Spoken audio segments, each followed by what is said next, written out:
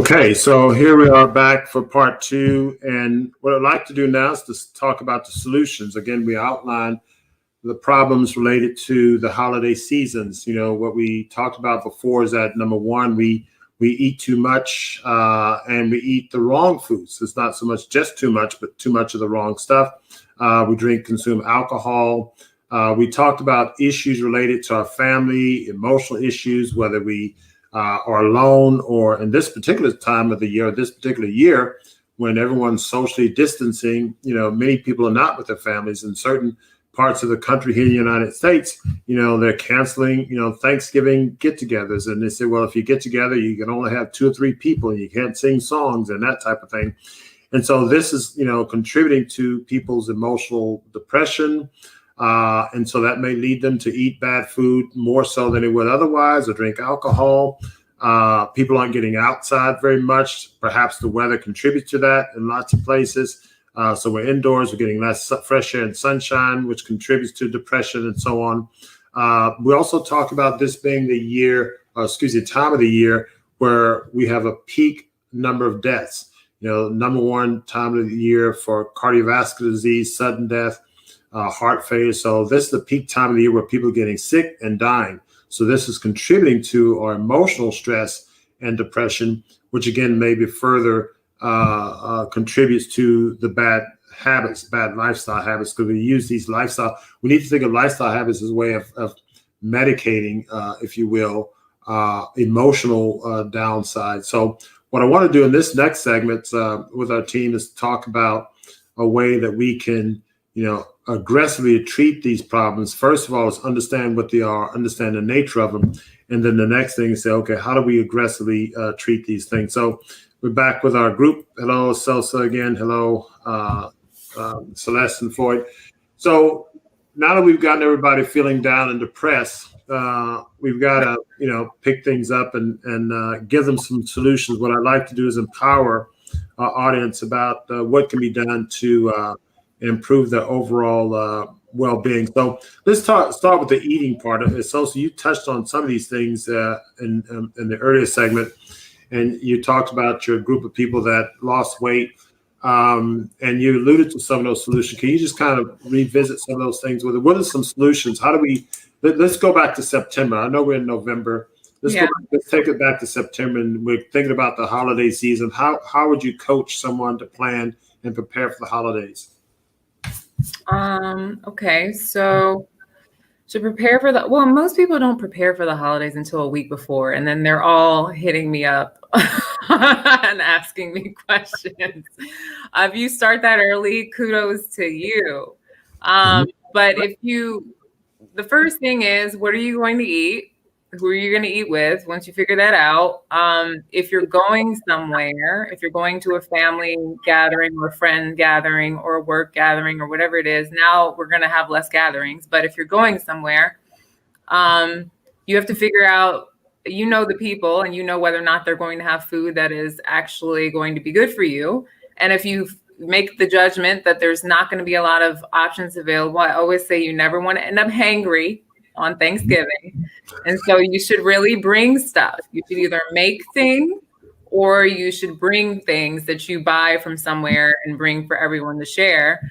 And I always have my clients not focus on feeling deprived and focus on finding healthy substitutions for ingredients, because you can make a pecan pie, you can make a sweet potato pie, you can make cheesecake, you can make all of these things without using heavy cream, dairy, tons of refined sugar. And then it's way more guilt-free. You're likely to not gain a lot of weight, and you will enjoy the process a little bit more as far as not having that guilt afterwards. You touched on something. I'm sorry. You touched on something in your early comments that I think is really important. When I said start in September, you said most people wait until the last minute, which I think is really critical for us to. And perhaps one of the things, along the lines of what you're saying, is to be intentional and plan early. And as I think about this, in my practice, we start to promote wellness and nutrition. We have our restaurant with our healthy Thanksgiving meals and the like. And I was talking to my administrator today. I said, well, next year we need to start planning early. And of course, the commercial people are good at this. I talked about them, planning for Christmas and all of that.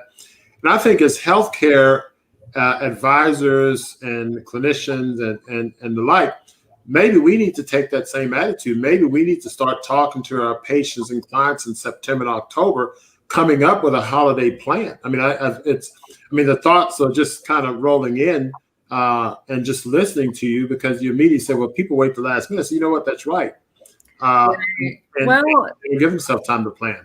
Part of the holiday plan, really, because a lot of people gain weight over the holiday season that they never lose. So they just keep gaining weight basically from September to December every year. They gain more weight and then never goes away.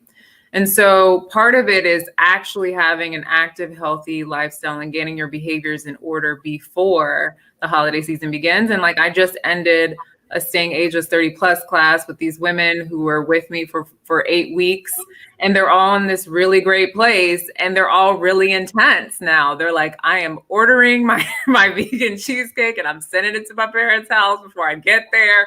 Everybody's like, I don't want to mess it up. And so if you can give yourself a boost, if you can get into a little boot camp, or you can get yourself mentally, your diet right, your lifestyle right before the holidays, that's going to set you up better, just because you created momentum. And I always say you want to continue that momentum, because it gets harder and harder when you backslide. So basically a pre-holiday health cleanse. I'm just going to make it like that, our health challenge, our health initiative.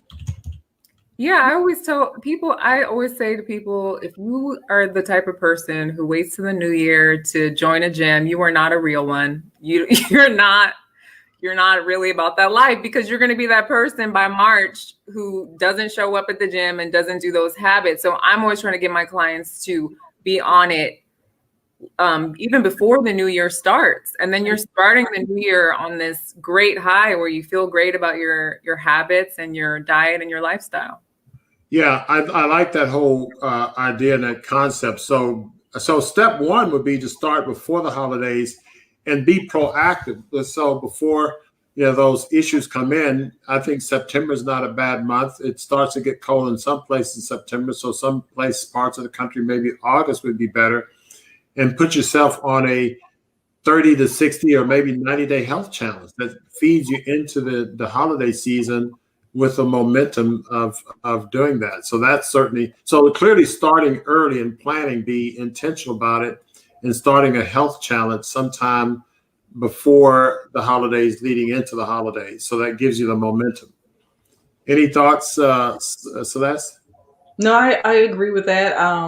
I will also add, and I think we're in a time period where snacks are very central to our diets, to our meals. Just because, when we think about, if we're going on a road trip, you think about snacks. If you're going to work, you're thinking about snacks. If you're going to school, you think about snacks. So maybe changing what our snacks are. So, for example, during this season is pecan season, or pecan, wherever you're from in the country. I'm from Virginia.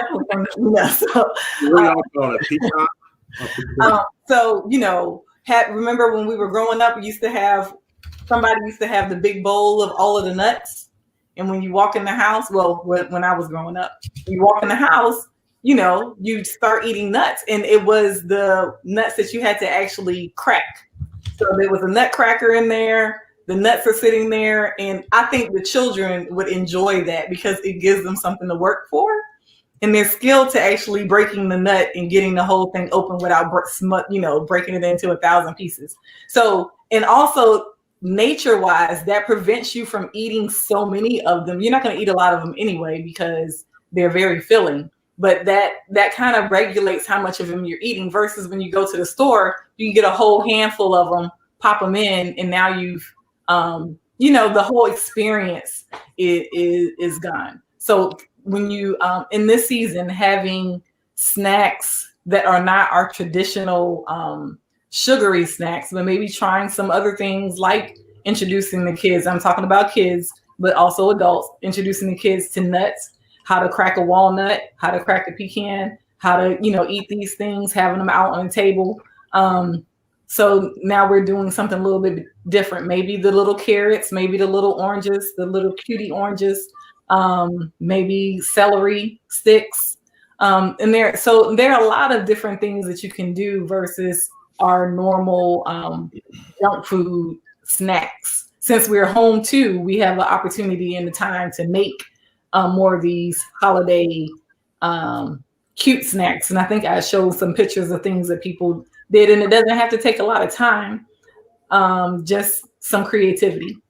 I like the comment about snacks, and before in other shows you've talked about have the kids participate in making them because that ensures that they will eat it. Nicole likes to force feed her kids smoothies every morning. So they know there are no sweets or snacks if they don't drink the smoothie. Just the idea. Yeah, I like that idea. I used to force feed my kids blue-green algae. And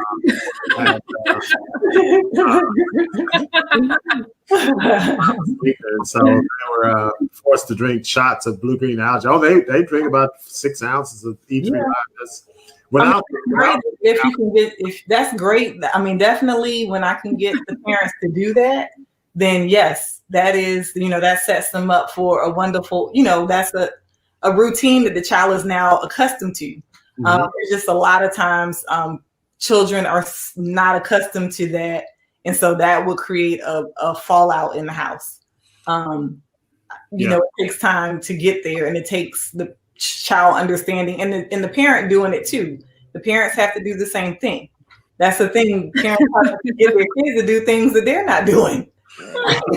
That's true. You got to deal with the parents. I mean, the parents are probably the biggest. It's probably easier to change the kids than the other parents.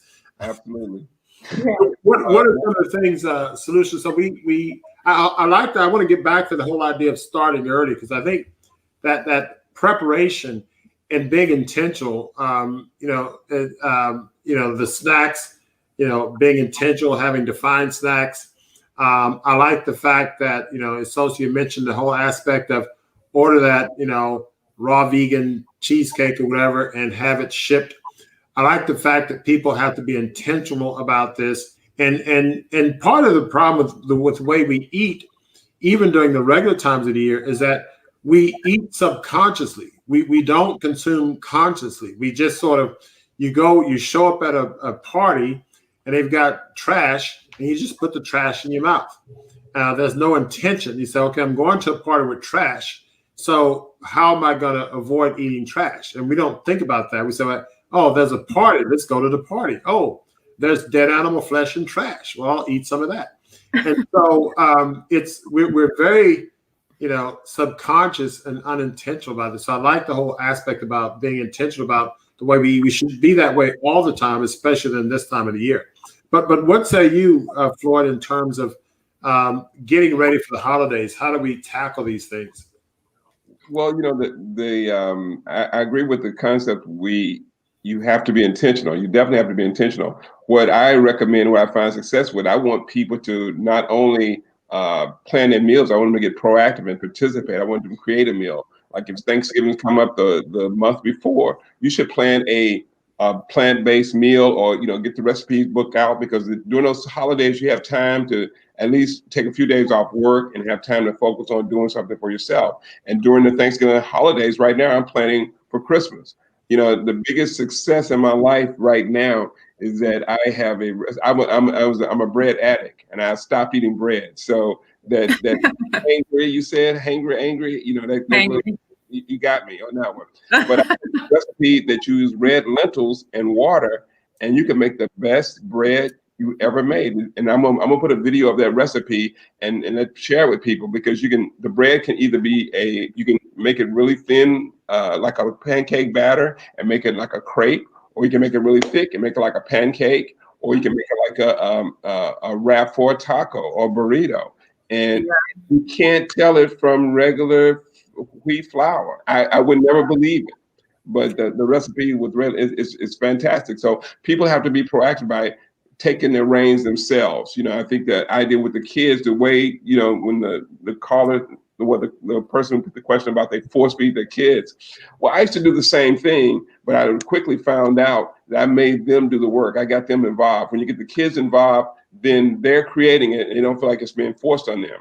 My kids always wanted to drink, sweet drinks or something for dinner, but we wouldn't buy sodas. We wouldn't buy any canned beverages, things like that. And so they said, well, Dad, what we're going to drink? So one day I went out, I bought, a dozen lemons. I had alkaline water, and I gave them a knife and some agave. And I said, you can make your own drink, and we're going to make lemonade. So now every time they want to have something to drink, they have to cut the lemons. They have to go through the whole process and make one glass of lemonade. I don't let them make a big gallon. Make a glass of lemonade, and they drink that. And they enjoyed it, and they would enjoy that one glass. So then when we go out, they would get in the habit of not going to a restaurant, going to a soda fountain and get, unlimited refills, because, that's 43 grams of sugar in 12 ounces. So they get unlimited refills. And that's why I see other kids doing that. I don't know why the parents would allow that, but that's the habits we assume, because again, it makes the kids happy and they don't bother us. And so that decreases stress with the sugar again. So you have to get proactive yourself, plan a meal, plan a plant-based meal that or just a dish. When you go out, take that dish with you. I would go out to my family during family reunions and holidays. I would always pack, they knew when I came in the door, I had 2 baskets of everything. And before we got halfway through the meal, and I had to make more for everybody, because everybody wanted to know, what are you eating? And then let me try some of that. The funny part is that people start eating your stuff. Exactly. Right. You have to prepare for them, and that's how you convert people, really. Yeah. Wow. Karen Evans wants that bread recipe. Maybe you can, if it's simple enough, maybe you can type it in the chat. I don't know. But, okay. Yeah, that's something good. I like that idea. You mentioned you preparing food, taking it to other people. For years, when I have patients on detox, over the boot camp is now, and we're doing them digitally now, but it's, 12 years old now. Mm-hmm. Boot camp is 2008, and it started in December. So they went through Christmas and New Year's on a raw detox. The very first time we did a boot camp, and we had to coach people through that. And since we put people through detox during the holiday season and other parts of the years, then 4th of July, etc., the same thing. But one thing we had people do is what you're mentioning, is to take food to the parties or whatever event they're going. And one thing I coach people in doing is that, you show up at the party and don't say anything. Let your actions speak for itself. And, you carry your food, let the hostess know that, hey, I'm, make up whatever excuse you want to make up. I have a health issue, got to eat this special food, whatever the case is. But whatever, because there's some social issues, psychosocial and political social issues you have to overcome. So, and health issue, people tend to be more sympathetic. So anyway, but when you go, as you said, make food for everyone else. Yeah. But one thing I emphasize to people is this: even though you're going through this change and other people at the party are seeing you go through the change, don't expect the world to change for you. Expect yourself to change the world. And so when you go and follow this regimen and people eat your food and they see this and they see that you're benefiting from this, you're going to save someone else's life. You're going to save someone's health, because they're going to see that they're going to be influenced by you. Not necessarily everyone. Some people are going to look at you with strange looks and say, crazy things, but you're going to impact someone's life or a number of people's lives who are loved ones, friends, and family. And that's a beautiful thing. And so by doing that, you can change the whole outlook. I remember I used to go to these meetings with, I was on a board with this company, and there's other cardiologists around the country. We would meet several times a year. And because my dietary habit was such, we'd be at restaurants, you have to order special things for me, and they had catered food. And I noticed over the years, we had the steering committee, the food changed, the health level of food changed. And so everybody started eating a little bit healthier, as more plant-based options and so on.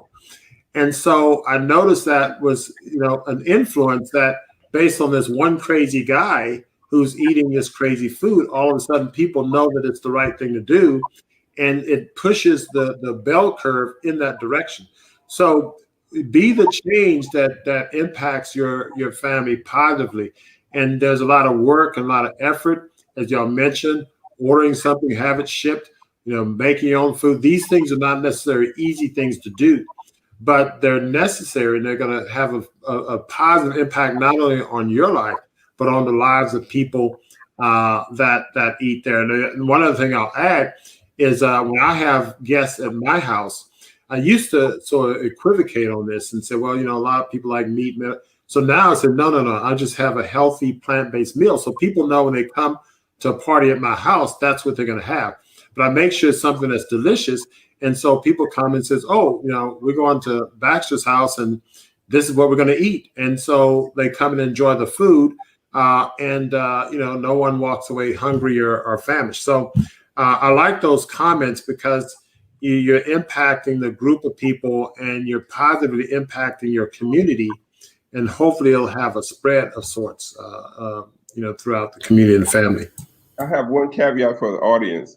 The other big question is when you go, and this adds to what you were saying, Bax, when you go to other people's houses, it's always the person who prepares a meal at the house and saying, well, you got to eat some of my food.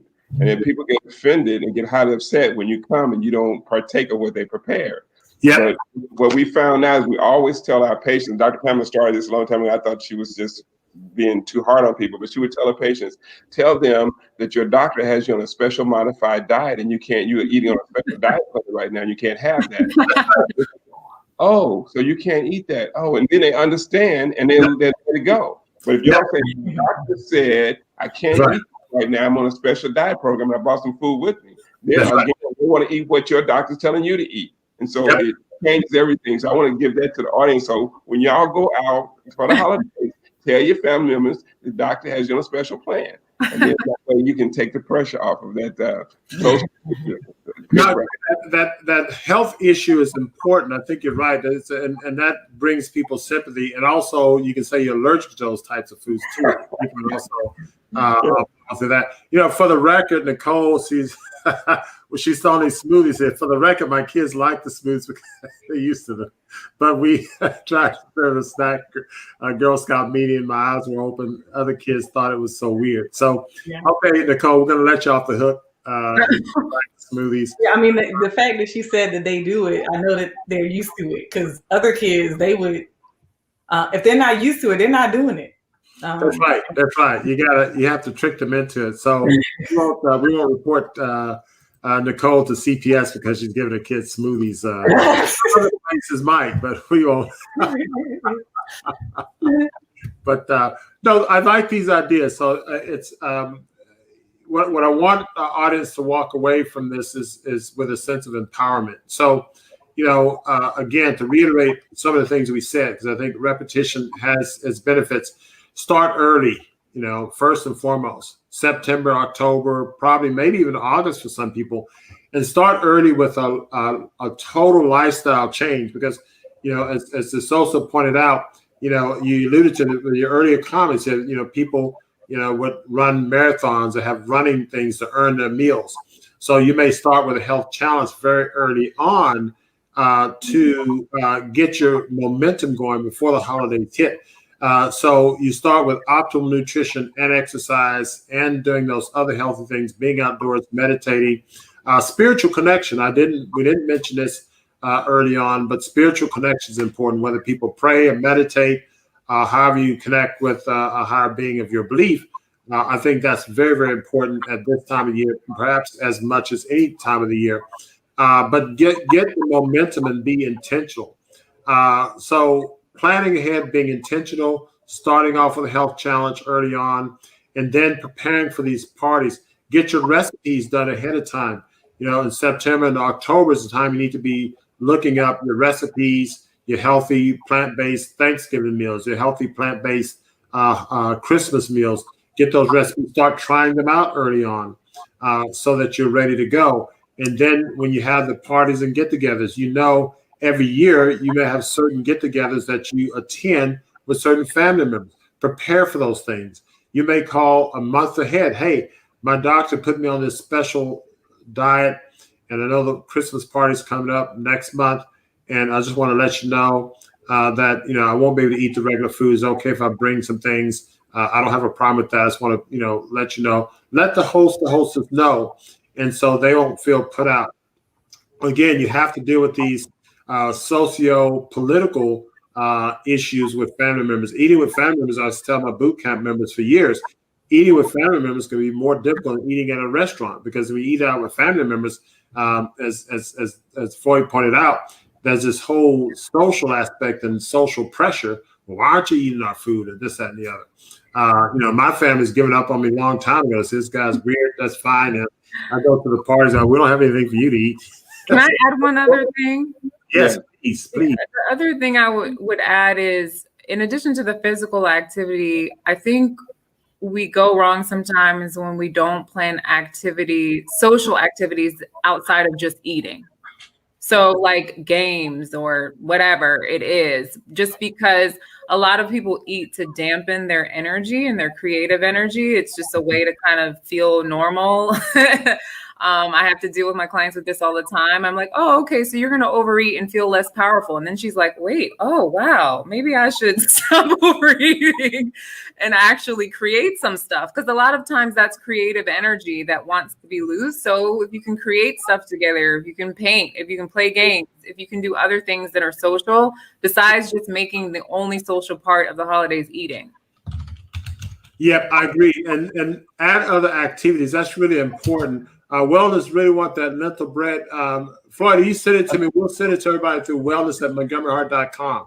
All right, I'll send it to you. And actually, I have a video link for it also that they can look at it. One thing I want to add to before we go is that your insurance policy, to make sure you don't have a hiccup when you do this, is eat before you go. We didn't mention that. You always eat. We talk about making a meal. Make the meal for yourself. Eat before you go. That's your insurance for not going over there, and that hangry again will get you every time. So that's really important. Eating before you go is really important, because having a big salad. In fact, this should be a formal protocol before we get off here. Have a very large salad before you go. And again, I say quantify salad, healthy plant-based salad, no eggs, cheese, dead animal flesh. And I think everyone should have their favorite natural plant-based salad, that's their go-to salad. And you maybe have a big salad before you go. Maybe you take the same salad to the event with you. But I think that's a good point. Eating before you go. Before I go, I eat the whole thing before I go. Yeah. So make two. Eat one before you go and take another one with you. But no, I think that's really important, because preparing yourself physiologically and mentally makes a big difference. So, guys, this has been a great conversation. As always, I've learned a lot. I've taken some notes here. I want to follow up on future talks and future shows related to the gardening also, and then also related to planning ahead. So we'll go through this, and we'll take a look back, toward the end of this year, and work on ways of planning ahead. And we'll probably write an outline for you guys in the future in terms of planning ahead for the holidays. So I think this has been a very, very enlightening show, and give our panel a digital round of applause, those of you in the chat room. And everybody also, if you have any questions about recipes and the like, you can email us at wellness@montgomeryheart.com, and we put that up on the banner. So recipes or questions about anything we discussed on the show, wellness@montgomeryheart.com, we can get some information to you and the like. So again, as always, guys, I'll see you backstage. We'll wrap up. This again is a very challenging time of the year for all of us, and we need to be very proactive in how we approach this time of the year. I often tell my patients that when you're set with more stress and more challenging, that's probably when your lifestyle needs to be more aggressive. You need to increase the dose of your lifestyle intervention. You need to exercise more. You need to eat healthier, et cetera. Do a detox during this time of the year. So this is how you approach this going throughout the whole holiday season. And if you do these things, not only will you be better and you be healthier, but your influence on the people around you, your loved ones, will also positively impact their lives. So, take this to heart. And as always, until we meet again, keep it fresh, natural, and live.